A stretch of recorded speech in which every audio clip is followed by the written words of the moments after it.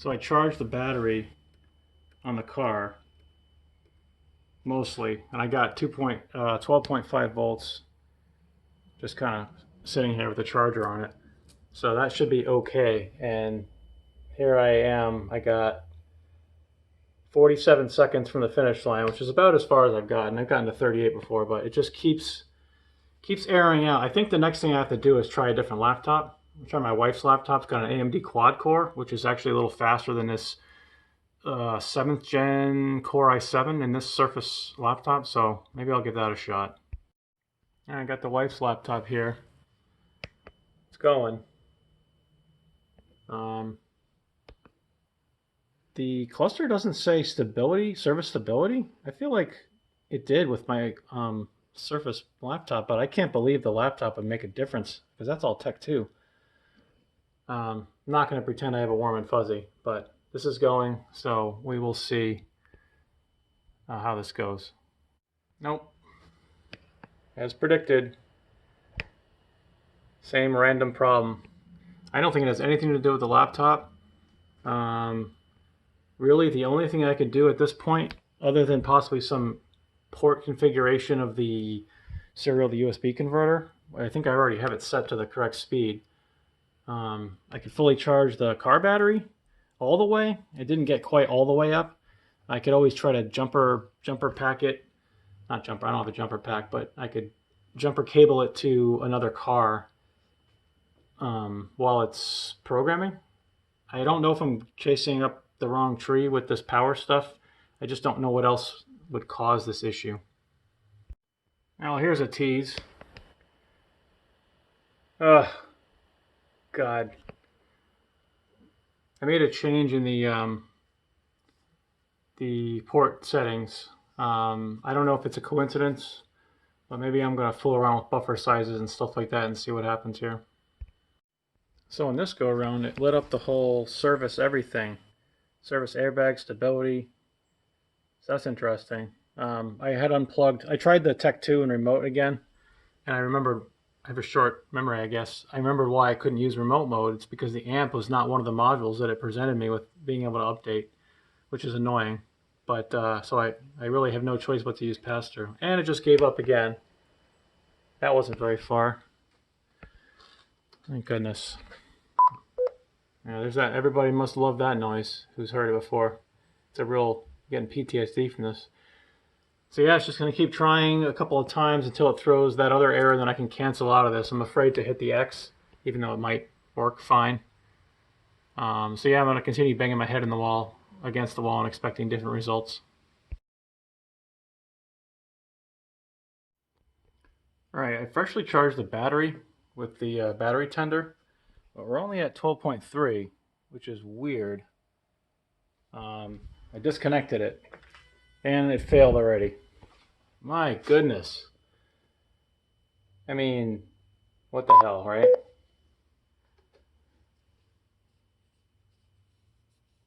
Try it again, but... I might try to... I don't know if it's a power issue or not. I mean, a fully charged battery failed right away. I mean, I don't understand if it's a power issue. I could try to connect some jumper cables to another battery or a car that's not running. I don't know. Let me see how this reflash goes. Probably won't finish though. Failed again. 50 seconds left. I don't know. Should I get my other car out and connect the jumper cables? Maybe. Okay. Is this going to work?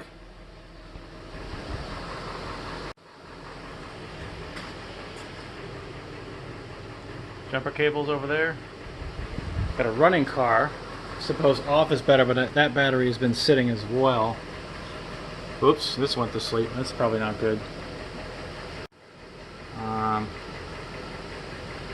Now let's redo it, even though it just went to sleep. Let me extend the battery times here. I should have put it back to at least 10 minutes. Yeah, 5's not good. 10's better. Alright, hopefully I didn't interrupt my session. Probably did, but let's find out. Let's see what it does. I mean, if these things are so sensitive to battery charging, alternator ripple is probably also a no-go. But I figured I'd try this first, that way I'd have an excuse when it failed. So we'll see how far we get at 13.9. My guess is it's going to make absolutely no difference. It'll still trigger somewhere through the process before 100%. Let's find out. Yeah, it died again. Hasn't declared itself dead yet. There it goes. That one's the car gonna reboot. There it goes. Perfect timing. Well, let's try it again. Because that's what we do. Oh. I want to try it again. See what it does. Okay, here you go. Failed again. It's going to reboot itself. Ignition. There it goes. Okay, so what I'm going to do now, since we're doing kind of the Hail Mary pass. So we're at 13.9. What I'm going to do is walk over to my STS and just shut it off. Even though I don't think this battery is in great health. Turn those lights off, please. There we go. Okay, what is our battery going to fall to?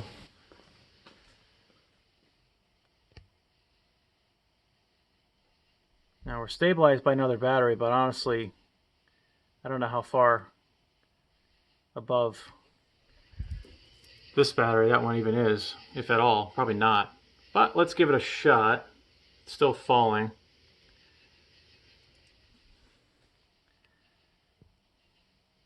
And can it stay above 12.5? I don't know. I think I said this already. I don't think the power is the problem. I think it's the clone tool. I tried 2 laptops. I bought the good trip light converter. I mean, is it the cable? Like, I don't know. Kind of seems like the clone tool is the obvious problem. How could it be this sensitive to power, right? Like, I hope it's not, because if it is, if this actually gets through, I'm never going to want to flash another module, especially one that's important to running the car, like the computer for the ECM or TCM, right? Like, if it's this sensitive, you should not flash a module in the car. That's why I don't think it's this sensitive. I think it's sensitive to like major dips, crappy batteries with major electrical draws. Come on, that's not happening here.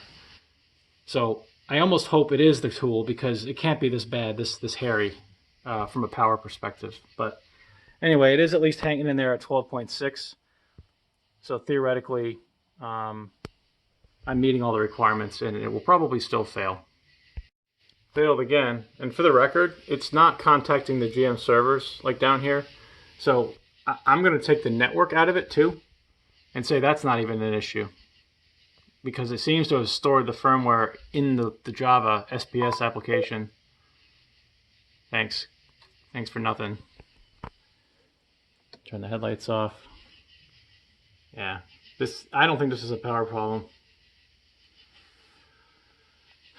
I will try one more time, but I don't think this is my issue. So, yeah, I started the car again. Here's what I'm going to try now. I'm going to unplug this AC adapter in case the cheap AC adapter that came with this Clone Tech 2 is the problem. Let's see if it shuts off or grabs power from the OBD. And I rebooted. That's okay. So it was definitely on. It was definitely on AC power. Now we're going to try it on car power. Of course, I'm charging, so more variables. Yeah, we're at 14.1. Let's redo it and see what we get now. Go ahead. No joy. Alright, we're going to shut the car off one more time. Try it just on battery, but jumped. and that probably also won't work. Okay, I'm pretty much out of ideas here. Keeps failing randomly. Literally nothing I do changes the randomness of the failures. I don't think it's power related at all. So I don't think it's laptop related. It's not the AC adapter for the Tech 2. It could be the clone Tech 2 has an issue, or I guess there's a problem with the vehicle. So I don't know what to do. I don't know if I should try calling GM and even bother with that, or if I should just admit defeat and send it to the Caddy dealer, and have them flash this firmware and get this thing up and running. But I wanted to have a successful firmware flashing, and it just is the opposite of that. So what a fail. Fail blog. This last go around, I usually get to the 50-second range, or I have a lot. I changed the time on the real-time clock to make it pass the self-test, thinking that the real-time clock had something to do with it. Nope, same old random distribution. There's no correlation at all to anything I've done so far. I think the problem is something I have not changed or can't control.